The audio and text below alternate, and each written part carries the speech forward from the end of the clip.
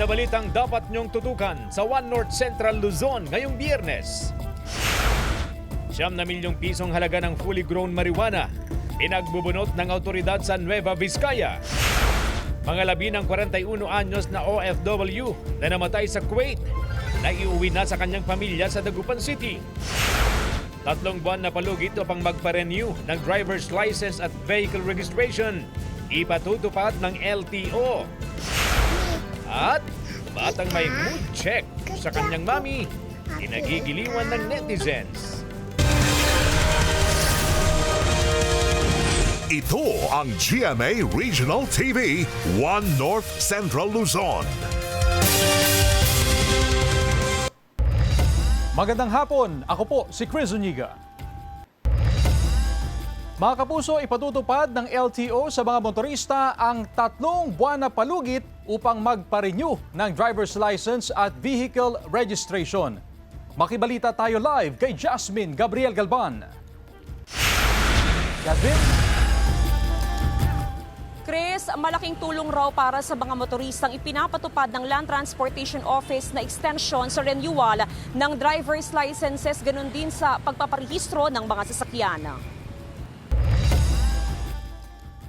Alinsunod sa deklarasyon ni Pangulong Ferdinand Marcos Jr. na State of National Energy Emergency, inanunsyo ng Land Transportation Office ang 3 buwan na pagpalawig ng validity o visa ng mga lisensya at rehistro na mag-e-expire na. Sakop ng extension ng mga drivers at conductors licenses, student driver's permit at motor vehicle registration na mag-e-expire ngayong April 2026. Layo nitong matulungan ang mga motorista sa gitna ng mataas na presyo sa produktong petrolyo na sinasabayan pa ng mataas na presyo ng bilihin. Nagkaroon po ng bagong kautusan ng ating top management.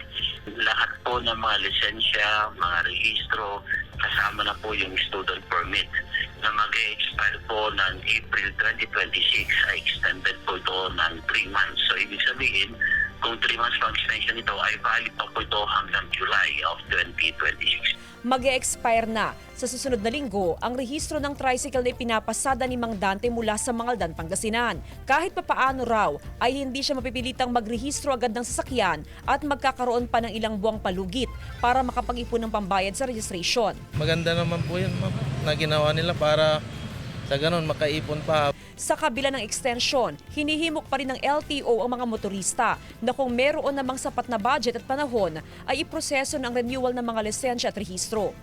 Sa extended period, walang ipapataw na surcharges, penalties o multa sa mga late renewal. Chris, bukod doon sa extension sa renewal ng driver's licenses, ganoon din sa rehistro ng sasakyan, ay meron pang mga ginagawang pagtulong ang Land Transportation Office sa mga motorista, especially doon sa mga driver na nagpaparehistro ng mga for hire na sasakyan. Sila ay namamahagi ng mga grocery items. Samantala, mula doon sa 2 hanggang 3 na public transport na ginagamit para sa libreng sakay, sa ngayon ay aabot na sa mahigit 10 sasakyan ang ginagamit ng Land Transportation Office para sa libreng sakay sa Region 1. Chris? Maraming salamat, Jasmine Gabriel Galban. Mga labi ng 41 anyos na OFW na namatay sa Kuwait, naiuwi na sa kanyang pamilya sa Dagupan City. Narito ang report.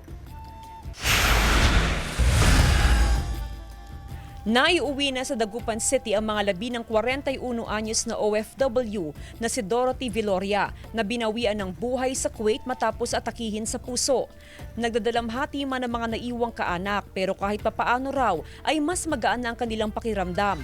Ngayong kasama na nila ang namayapang mahal sa buhay. After 45 days po, nakasama na din po namin siya. At least kahit sa maikling panahon po, maikling araw, makasama po namin siya. Kagabi ay personal na nagpaabot ng pakikiramay ang ilang opisyal ng lokal na pamahalaan. Yan na po siya ng assistance ng LGU, ng funeral assistance. Yung chapel po, shouldered na po yun ng LGU, kung saan po nakalagak yung remains ng ating OFW. Bukod sa pinansyal na tulong, ay tiniyak din ng pamahalaan na may pagpapatuloy ng mga anak ng OFW ang kanilang pag-aaral. Malaking tulong po siya para sa akin kasi isa din po kasi sa usapan po namin ni Mama bago po siya mawala. Magko-continue po talaga ako this year Yun nga po, biglang nawala si mama. Parang nag-ano din po. Pero magpapatuloy pa rin po. Yes po. Ayaw ko naman pong biguin po si mama. Nagpaabot na rin ng tulong sa naiwang pamilya ng OFW ang OWA at DMW. Lubos ang pasasalamat ng mga kaanak ni Dorothy sa pamahalaan. March 2 nang masawi si Dorothy. Wala pang pinal na araw kung kailan ililibing ang pumanong na OFW. Jasmine Gabriel Galban, One North Central Luzon. Ilang sakahan at balon natutuyo na dahil sa mainit na panahon. Tutukan sa report ni CJ Torida. Sa gitna ng mainit na panahon, problemado sa tubig ang ilang Tagalawag City, Ilocos Norte. Ayon sa ilang residente, natutuyot na ang ilang balon sa barangay Lagi Sail. Gayon din ang irigasyon at sakahan sa lugar. Nag-iigib na sa ibang lugar ang ilang residente. Sa Kasiguran, Aurora, unti-unti na ring natutuyo ang ilang sakahan. Halos magkabitak-bitak na ang lupa at naninilaw na ang mga tanim na palay dahil sa kawalan ng patubig sa mga irigasyon. Ayon sa Municipal Agriculture Office, tinatayang aabot sa 30 hektaryang sakahan ang maapektuhan kung sakaling magtuloy-tuloy ang ganitong sitwasyon. Nakamonitor naman ang lokal na pamahalaan sa sitwasyon ng mga magsasaka sa bayan. Hindi lang mga tao ang napeperwisyo ng matinding init, pati mga hayop. Ang mga alagang kalabaw na inaasahan sa mga gawaing bukid sa Kasiguran, Aurora, madalas nang pinaliliguan. Ayon sa mga magsasaka, madaling mapagod at manghina ang mga kalabaw dahil sa matinding init. Madalas din daw nilang painumin ng tubig ang mga hayop.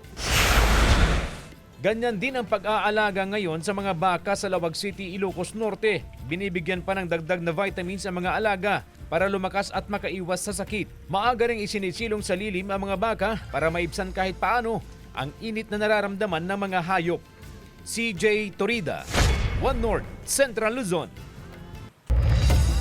Walang sama ng panahon pero dapat paghandaan ang matinding init sa malaking bahagi ng bansa.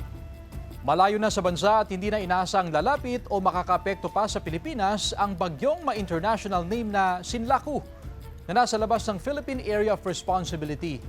Ridge ng high pressure area pa rin ang iiral kasabay ng easterlies. Maaliwalas ang panahon sa halos buong bansa. Sa datos ng Metro Weather, mababa ang tsansa ng ulan sa Northern at Central Luzon, maliban sa Benguet at Zambales. Posible ang ulan sa iba pang bahagi ng bansa.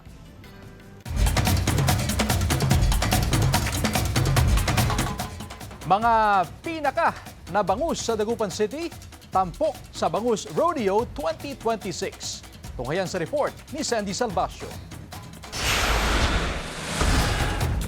Ang mga pinaka na bangus, presenting Bangus Rodeo 2026 na bahagi ng pagdiriwang ng Bangus Festival sa Dagupan City. Nagpasiklaban ang mga kalahok sa iba't ibang kategorya tulad ng pabilisan sa pagdebone ng bangus kung saan tinanghal si Jo Marie Pariawan na fastest deboner sa kanyang record na 1 minute and 12.95 seconds. May pabilisan din sa pagkain ng inihaw na bangus. Panalo rito si Ruben Fernandez. Nasimot niya ang buong inihaw na bangus sa loob ng 2 minutes and 21.31 seconds. Kampiyon din sa fastest bangus classifier si Ryan Doria sa kanyang record na 2 minutes and 3 seconds. Samantala, tinanghal na longest bangus ang alaga ni Alexander Melendez na nasa 71 centimeters ang haba. Heaviest bangus naman ang alaga ni Dominic Camacho na may bigat na 2.67 kilograms. At ang wagi sa prettiest bangus ay ang alaga ni Adela Kagiwa. Sa magandang mata, makinis na kaliskis, maliit na ulo, sariwang hasang, at hindi bababa sa kalahating kilo at hindi rin lalagpas sa 1 kilo ang timbang. Sa dami ng mga kategorya ng Bangus Rodeo, isa lang ang ibig nitong iparating sa publiko, ang maipakita ang mayamang industriya ng bangus sa lungsod ng Dagupan. The title of World Bangus Capital was not handed to us. It was built harvest by harvest through the discipline of our fish pond operators, the early mornings of our workers. Kasama si Henry Duminsil, Sandy Salvacio, One North Central Luzon. Ito ang GMA Regional TV, One North Central Luzon.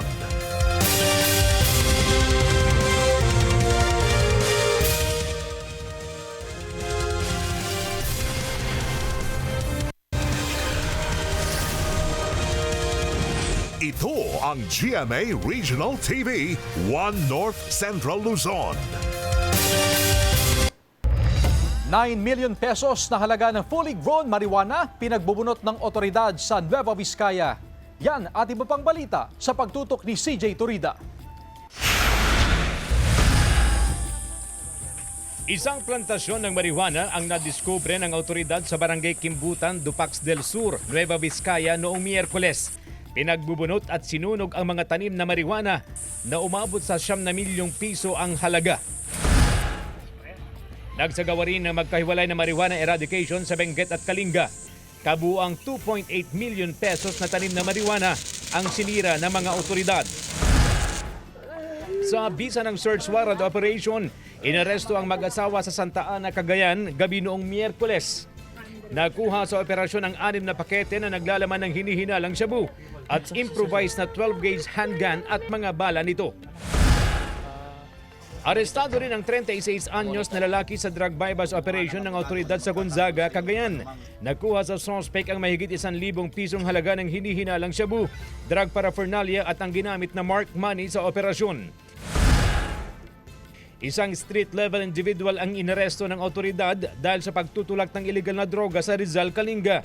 Mahigit 5,000 pisong halaga ng hinihinalang shabu ang nakuha sa suspect. Mahaharap ang lahat ng nahuling suspect sa kaukulang kaso.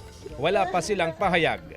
CJ Torida, 1 North Central Luzon. Pangulong Bongbong Marcos bubisita sa La Trinidad Trading Post at Benguet Agri-Pinoy Trading Center. Naritong report.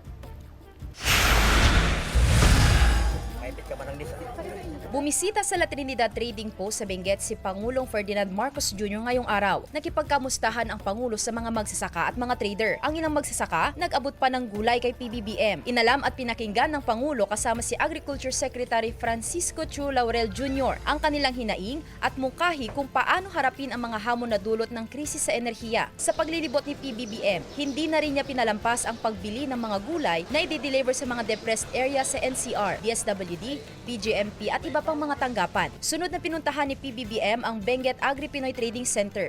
Namahagi rin si PBBM ng mahigit 8.5 million pesos na halaga ng farm equipment at inputs at mahigit 7.2 million pesos na kadiwa cash grant sa 45 farmers cooperatives and associations sa lugar. Sabi ng Pangulo, susolusyonan ng gobyerno ang mga umiiral na problema ng mga magsasaka ngayong mataas ang presyo ng petrolyo. Para naman sa mga magsasaka, iginiit ng Pangulo na mamimigay sila ng libreng mga binhi at fertilizer at isasama rin ang mga ito sa tupad program ng pamahalaan kabilang ang mga pahinante at driver ng mga vegetable delivery truck. Ito yung aming tulong para naman, unang-una, matiyak ang ating food supply. Pangalawa, matiyak na hindi masyadong mabigat ang nararamdaman ng ating mga farmer, ng ating mga producer, ng ating mga wholesaler. Maraming salamat po sa tulong ni President kasi nalis na niyang toll gate. Malaking tulong sa amin yan kasi mataas yung mga gasolina ngayon. Samantala, inaprubahan din ni PBBM ang hiling ng mga magsasaka na magpatayo ng dehydrator facility sa probinsya. Inaprubahan na rin ng Pangulo yung i-rehabilitate yung cold storage dito na hindi operational. Plus, magtatayo pa kami ng cold storage sa tabi ng ating processing center na bago. Susuportahan din daw ng Department of Agriculture ang hinihinging floor price ng mga magsasaka upang makaiwas sa pagkalugi. Kasama si Ron Alister Taniedo, Senti Salvacio, 1 North Central Luzon. Samantala, alokasyon ng gasolina sa mga police mobile binawasan ng hanggang 50% ng ilang LGU sa Pangasinan. Ang detalye sa report. 3 police mobile at 4 na motorsiklo ang gamit sa operasyon ng Mangaldan Police Station. Sa kabila ng nararanasang krisis sa petrolyo, hindi naman daw binawasan ng LG yung alokasyon sa gasolina ng himpilan. Tiniyak ng Mangaldan Police na tanging sa mga operasyon lang ng pulisya nagagamit ang mga sasakyan. Bawat labas sa istasyon, merong trip ticket. Meron ding travel order kung gagamitin ng mga sasakyan papunta sa Provincial or Regional Office. Dito sa Mangaldan Police Station is continue naman yung pagbibigay suporta ng ating local government unit. Yung daily routine na sa pagpapatrolya sa lahat ng mga pinapatrolya natin sa babay sektor natin, hindi naman po nagkukulang. Ayon sa Pangasinan Police Provincial Office, may ilang LGU sa probinsya ang nagbawas ng hanggang 50% alokasyon sa gasolina ng mga police mobile. Batid daw ng PNP na bahagi ito ng pagtitipid na ginagawa ng LGU. Pero makikiusap daw ang Pangasinan PPO sa mga alkalde na hanggat maaari ay dagdagan ng alokasyon ng gasolina ng police mobile. Habang hindi pa nakakausap ang ilang alkalde sa mga bayan na nagbawas ng gasoline allocation, ay inabisuhan ang mga hepe ng pulisya na gamitin o i-maximize ang paggamit sa mga motorsiklo para sa kanilang police visibility. Kukunin sa MOOE ng police station ng gasolina na gagamitin sa mga motorsiklo. Binuhay ko nga po yung bike patrol, and then I'm encouraging yung mga pulis natin to use their own motorcycle para magampanan lang po yung trabaho po. Kasama si Henry Duminsil, Jasmine Gabriel Galban, One North Central Luzon. Buhay na manok, libreng tuli at medical and dental check-up handog sa mga residente sa Barangay Malabago sa Calasiao, Pangasinan. Sundan sa report. Maaga pa lang nakapila na ang mga residente ng Barangay Malabago sa Calasiao, Pangasinan para sa medical and dental mission sa lugar. Bahagi ito ng kanilang taunang barangay fiesta. Malaking tulong umano sa mga residente ang ganitong serbisyong pangkalusugan. Makatipid po sila na ipangbili na lang po ng pagkain nila yung matitipid po nila sa pamasahe papunta po sa hospital. Libre po nating napapamahagi po yung mga ganitong serbisyo po. Isa si Nanay Cecilia sa nagtungo para sa libreng check-up. Nais daw niyang i-monitor ang kanyang kalusugan dahil na-ospital ito noong nakarang linggo. Ito para maano yung kalagayan ko, kung bumaba na yung blood sugar ko, BP ko, sa wakas bumaba na rin yung BP ko. Hangad ng Barangay Malabago Council na maihatid ang serbisyong pangkalusugan sa mga residente nito. Lalo na po yung mga medyo kapos po or cannot afford para po magpa-check up, magpa-ECG, magpa-buno or magpa-libreng tuli para sa kanilang mga anak. Samantala, namahagi rin ng barangay ng 1,595 na buhay na manok para may mapagsaluhan ng bawat pamilya. Sa halip daw na magkaroon ng magarbong pagdiriwang, napagdesisyonan nilang magbigay ng tulong sa mga residente. Kasama si Henry Duminsil, Joel Fernandez, One North Central Luzon. Nangunguna pa rin ang GMA Network pagdating sa total views sa telebisyon at sa YouTube. Ipinagmalakihan ni GMA Network Chief Marketing Officer Lizelle G. Maralag sa YouTube Unstoppable 2026 Trade Event. Ayon kay Maralag, ang GMA Network din ang may consistent higher average unique viewers na nanonood ng mas matagal. Base sa isang pag-aaral, kumpara sa ibang markets sa Southeast Asia, ang Pilipinas ang nananatiling market kung saan ang TV content ang patuloy na malakas ang viewership sa YouTube. Close to 5.2 billion views. And this has been going up again and again. On an average per month, we're talking about 200 million views on GMA shows alone in YouTube. 70% of the total views of the top 25 TV content in YouTube are from GMA. That's 18 different shows.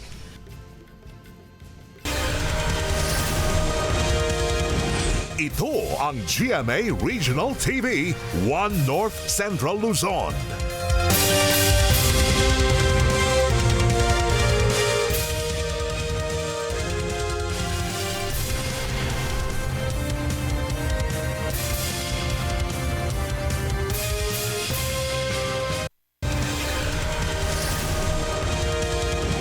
Ito ang GMA Regional TV, One North Central Luzon. Bumaligtad at humambalang ang isang SUV sa flyover sa Pilar, Bataan. Yan ay matapos na araruhin ng SUV ang ilang concrete barrier at isang utility van. Ayon sa mga rumespondeng otoridad, wala namang lubhang nasaktan sa insidente. Natanggal na rin sa kalsada ang bumaligtad na SUV. Patuloy ang investigasyon. Truckers and Traders Association na nagbabagsak ng mga gulay sa Urdaneta City, umaaray na sa mataas na presyo ng langis. Sundan sa report ni Joel Fernandez. Umaaray na ang mga biyahero ng Highland Vegetables mula Benguet pababa ng Pangasinan sa taas ng presyo ng krudo. Hindi rin naman nila maitaas ang presyo ng kanilang panindang gulay dahil mas lalo silang mawawalan ng kita kapag walang bumili dahil sa taas ng presyo. Papatong mo yun sa gulay para ma-break even yung Pero hindi naman kakayanin ng mamimili. Kaya ang mangyayari, babalik na lang sa'yo. Ikaw na magpapalugi. Nabawasan na rin ang pagbiyahe ng lowland vegetables sa mga bagsakan market upang maibenta sa publiko. Kaya matumal ang kita ng mga vendor. Bihira yung mga na dating mga biyahero, imbis na araw-araw, 2 beses na lang isang linggo. Paliwanag ng presidente ng Baguio Benguet Trucker and Traders Association, mas malaki ang ikalulugi ng mga biyahero ng gulay mapa-highland o lowland kung araw-araw silang babiyahe. Yung diesel nila, mas mataas kaysa yung kukunin nilang gulay dito. Di huwag na silang bibiyahe. Kung malulugi sila ng 1,000, 2,000, ibibili na lang ng bigas. Huwag na silang magbiyahe. Sapat naman daw ang supply ng mga gulay. Sa katunayan, may mga lowland vegetable na bumaba ang presyo tulad ng talong na nagkakahalaga ng 15 pesos per kilo na dati ay 60 pesos. Ang okra ay nasa 40 to 45 pesos per kilo na ngayon, na dati ay 80 pesos. Ang siling labuyo at ampalaya ay nasa 50 pesos per kilo na ngayon, na dati ay 70 pesos. Kasama si Ron Taniedo, Joel Fernandez, One North Central Luzon. Sa ibang balita, dumating na ang fire truck ng Itbayat Fire Station sa Batanes kahapon. Ibinaba ang fire truck sa Balanga Port, ang pinakadulong bayan sa hilagang bahagi ng Pilipinas. Mapapadali na umano ang kanilang operasyon sa mga sakuna sa bayan. Bahagi raw ito ng modernization at upgrading ng Bureau of Fire Protection sa kanilang serbisyo. Nagmula sa BFP National Headquarters ang fire truck. Mga kapuso na nasa running era, sali na po at tumakbo with your favorite Kapuso stars this May 30 sa Sparkle Run 2026. Ilan po sa Sparkle stars na tatakbo riyan ay sila Alden Richards, Barbie Forteza, David Licauco, kasama rin sina Rayber Cruz at Glyza De Castro, plus the PBB Celebrity Collab Edition stars at marami pang iba. Mag-register na po kayo at bisitahin lang ang official Sparkle page o ang Run Rio pages. Sali na, mga kapuso! Babaeng napa-throwback sa achievements kung saan present ang kanyang lola, nagpaantig sa netizens. Silipin sa report. Nakakaantig na flashback with her lola ang hatid ng isang babae mula sa Bulacan. Si Lola kasi present sa mahalagang parte sa buhay ng kanyang apo. From daycare, preparatory, elementary at high school graduation, present si Lola Zenaida de Guzman para sa kanyang apo na si Aliyah. Hindi rin syempre missing in action si Lola sa college graduation ni Aliyah. Kwento niya, si Lola Zenaida na ang nagpalaki sa kanya, katulong ang kanya ring mga magulang. Ngayong 90 years old na si Lola Zenaida, wish ni Aliyah na masaksihan pa ng kanyang lola ang iba pa niyang milestones. Ang pa-trip down memory lane na yan, may higit 6 million views na online. May mga tanong talaga na with gulat factor. Relate much sa ganyan ng isang nanay sa Oriental Mindoro. Ang kanya kasing 2-year-old na anak, may existential question. Me po? Happy ka?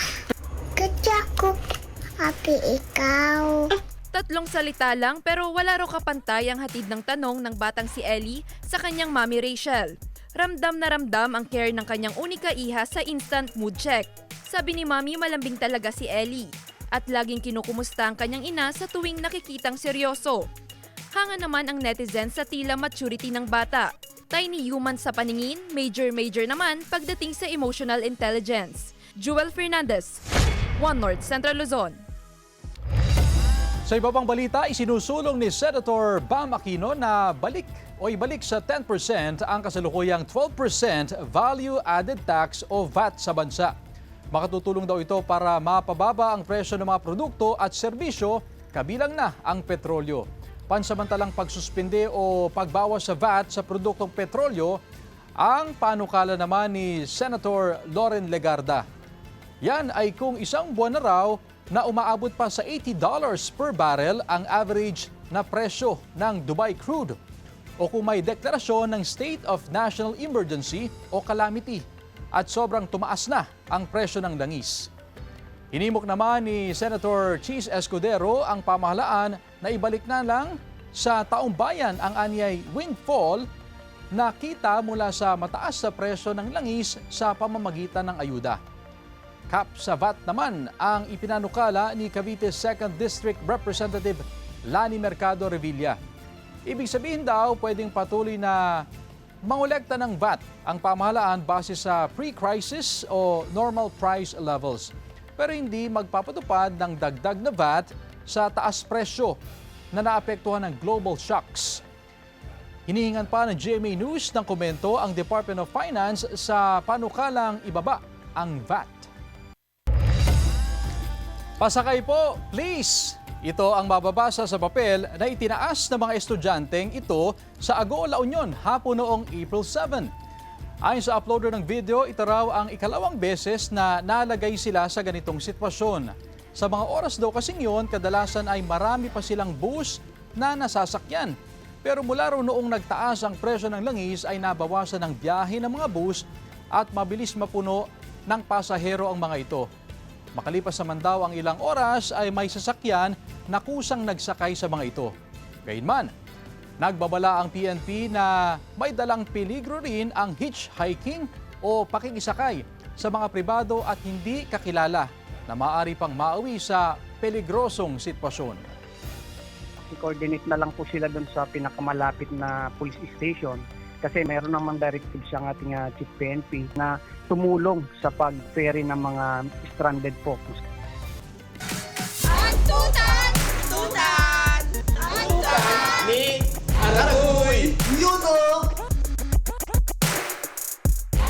Ano yung kayang gawin ng mga babae na hindi kayang gawin ng lalaki? Yun nire-reglo, saka yung mga nganak, hindi nilang kayang gawin yun kasi hindi naman nanganganak yung lalaki. Yung ginagawa ng lalaki, kayang gawin ng mga babae. Oo, pwede namang magbuhat yung babae. Mag-inarte yung mag-make up. Mag-inarte yung mag-make up. Oh no! Bakit? Dahil yung mga lalaki hindi na mag-make up. Alam nyo bang merong isang astig na artistang babae noong 1930s? Yan, si Carmen Rosales na ipinanganak sa Rosales, Pangasinan. Unang sumabak sa pelikula noong 1939. Ngunit noong sumiklab ang World War II, napatay ng mga Imperial Army ang kanyang asawa. Bilang ganti, sumali siya sa Huk Malahat Guerrilla bilang isang sharpshooter. At nakipaglaban siya sa mga makapili sa Laguna. Nagsusuot siya ng damit panglalaki at bigote para hindi siya makilala. Nadakip siya ng mga Hapon, ngunit napalaya din matapos ang gera. Nagpatuloy siya gumawa ng pelikula hanggang 1960s. At dahil isang bayani, ipinangalan sa kanya ang isang baryo sa Rosales. Yan ang Barangay Carmen Rosales, Pangasinan. And that's for you to know. Ito po si Aragoy. Hanggang sa muli, boy!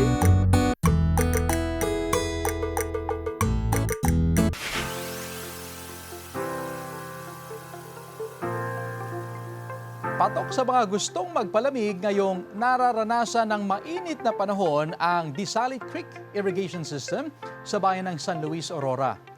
Dinarayo ito dahil sa kakaibang lamig at linaw ng tubig na nagmumula sa bukal.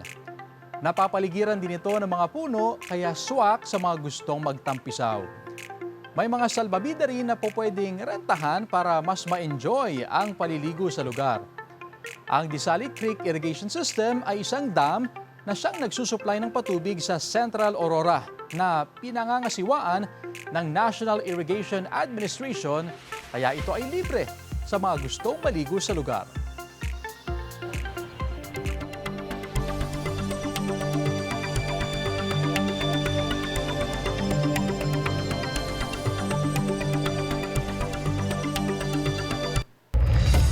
Samantala, mapapanood niyo po ang episode na ito at iba pang pinakahuling lokal na balita sa official website ng GMA Regional TV, www.gmaregionaltv.com. Pwede rin kayong bumisita sa aming official YouTube channel, GMA Regional TV, at i-click ang subscribe button para sa pinaka-maiinit na balita mula sa mga rehiyon. At yan ang mga pinakamalaki at pinakahuling balita sa Hilaga at Gitnang Luzon. Maraming salamat mga kapuso, pati na ang mga kapuso natin abroad. Ako po si Chris Zuniga. Kami, ang GMA Regional TV, 1 North Central Luzon. Walang kinikilingan, walang pinoprotektahan, noon at ngayon, serbisyong totoo.